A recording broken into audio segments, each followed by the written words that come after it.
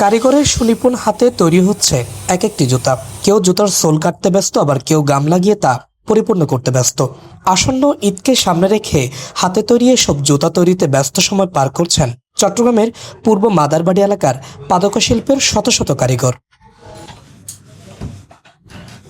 মুরাদ মিয়া দীর্ঘ ২৭ বছর ধরে যুক্ত আছেন এই পাদকা পেশার সঙ্গে। তিনি জানান, বর্তমানে হাতের তৈরি জুতার চাহিদা অনেকটাই কমে গেছে, কারণ বাজারে সয়লাভ হয়ে গেছে ভারতীয় ও চায়না ব্র্যান্ডের বিভিন্ন জুতার। পাশাপাশি পর্যাপ্ত মুনাফা ও শ্রমিকদের ন্যায্য মজুরি না থাকায় দিন দিন এই পেশায় কারিগরের সংখ্যাও কমে আসছে। থেকে যা ফিটিং ম্যানের কাছে, সুলম্যানের কাছ থেকে যা আবার কালারম্যানের কাছ থেকে প্যাকেটিং হয়েছে যাচ্ছে। বলতে গেলে এই লাইনে অনেকে আসতেছে না, কারণ এই লাইনে 3/24 ঘন্টা অগমতায় পরিশ্রম বেশি, এই কারণে এই লাইনে কেউ আসতেছে না। কিন্তু পরিশ্রমের ক্ষেত্রে এই লাইনের মুনাফা নেই। পূর্ব মাদারবাড়ি এলাকায় কয়েক বছর আগেও জুতার কারখানার সংখ্যা ছিল প্রায় 1000 খানেক। তবে বর্তমানে সেখানে আনুমানিক 300টির মতো কারখানা টিকে আছে। বিভিন্ন জায়গা থেকে জুতার কাঁচামাল সংগ্রহ করে কয়েক ধাপ প্রক্রিয়ার মধ্য দিয়ে তৈরি হয় এসব জুতা। পরে সেগুলো পৌঁছে যায় চট্টগ্রামের রিয়াজউদ্দিন বাজারের নূপুর মার্কেট সহ সিলেট, ময়মনসিংহ, বগুড়া ও বেনাপোলের বিভিন্ন বাজারে।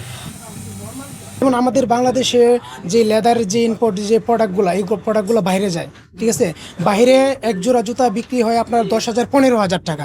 হ্যাঁ, তো আমাদের বাংলাদেশে এই পরিমাণ মতো আমরা রেট পাচ্ছি না। চায়না বাজারগুলো, হ্যাঁ চায়না মালগুলো, প্লাস্টিকের মাল যেগুলো আছে, তারপর আর্টিফিশিয়াল লেদারের মালগুলো, ওগুলো মাল চায়না মাল, ইন্ডিয়ান মাল, এগুলো বাংলাদেশের বাজারে ঢুকার পর থেকে আপনার মনে করেন মূলত আমাদের বাংলাদেশের যে চামড়া শিল্পের যে এটা আছে জুতার লাইনে, এটা অনেক কমে গেছে।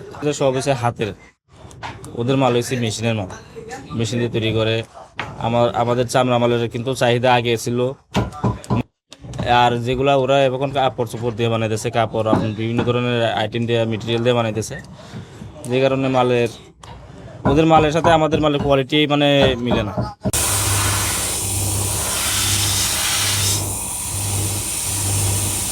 কারিগররা জানান, শবে বরাতের পর থেকে 27 রমজান পর্যন্ত এসব কারখানায় কাজের ব্যস্ততা থাকে। রমজানকে ঘিরে ছোট বড় সব মিলিয়ে প্রায় 50 কোটি টাকার জুতার বিক্রি হয় এই শিল্পপল্লীতে। তবে পর্যাপ্ত প্রশিক্ষণ ও আধুনিক যন্ত্রপাতির ব্যবস্থা পেলে বিদেশি জুতার দাপট কমিয়ে স্থানীয় এই শিল্পকে আরও এগিয়ে নেওয়া সম্ভব বলে মনে করছেন এখানকার কারিগররা। সাজ্জাদ হোসাইন, বাংলা নিউজ 24, চট্টগ্রাম।